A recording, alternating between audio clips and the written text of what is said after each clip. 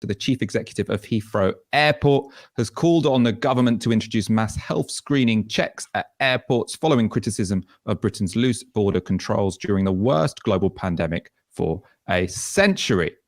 Even the guy who's running the airport thinks that maybe this has all been a bit too liberal. John Holland Kay sent a letter to Matt Hancock, the health secretary, on Thursday evening, urging ministers to take a lead in developing global screening standards at airports.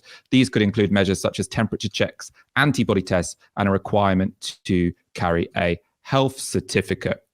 But Downing Street on Friday rejected the call for checks at airports, saying the government's position was based on medical and scientific advice.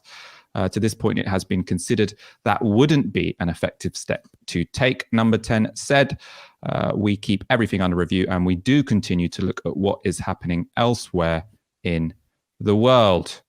So, I mean, there is a very odd situation here where there are 15,000 people arriving every day at British airports, and they're not subject to any tests for coronavirus. I mean, the thing that's getting lots of publicity, because it's kind of visual and people find that when they go to other countries in this period of time, they get their temperature checked. That to me seems like a bit of a red herring. I think when the government say checking people's temperatures will have a very marginal impact, because most people who are positive for coronavirus don't currently have a fever. It's only one of many symptoms, and there are many people who are pre-symptomatic or asymptomatic. So I don't think the idea that you can sort of protect your society from incoming cases of coronavirus is helped or is made possible by those temperature checks. But for me, the most surprising thing is just that why haven't we controlled who's going in and out? Because almost everyone else has, right? I mean, Britain here is in a real minority. Well, I don't think there's anybody else. Let's go through the numbers here. Canada shut its borders on March 16th. Denmark shut its borders on March 13th. France has stopped letting people in from non-Schengen areas, non-Schengen states since March 11th. Germany doesn't allow people in who aren't from Schengen member states. A few exceptions, Switzerland, Britain, and so on. India has banned all international flights except cargo until April 14th. Japan has a ban on 73 countries, including the US and UK, until April 3rd. New Zealand's had a ban since March 19th, except for non-permanent residents and except for permanent residents and citizens. And the United States has banned the entry of all foreign nationals who've traveled to China, Iran, Austria, Belgium, Czech Republic, Denmark, many, many, many other countries, up to 14 days for arrival. So Britain is unique. And I agree with you that the temperature testing thing, it's kind of like, it's just purely performative, but hey, it wouldn't be hard to do. The whole thing about, this test that creates friction and so on. Well, okay, what's the problem with sticking a thermometer in somebody? And by the way, I wouldn't suggest that. What we should be doing is what's happening in Malta, where you basically go into quarantine for 2 weeks. You arrive, you give an address, you have to stay there. The police are checking on people once, twice a day. If you're not there, you get, I think it's a €3,000 fine. That's an incredibly easy thing to enforce.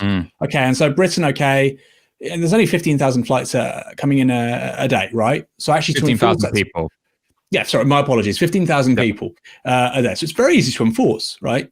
And you could maybe even have it a bit higher, £5,000-10,000. And I just don't understand, why wouldn't we do that? I don't get it.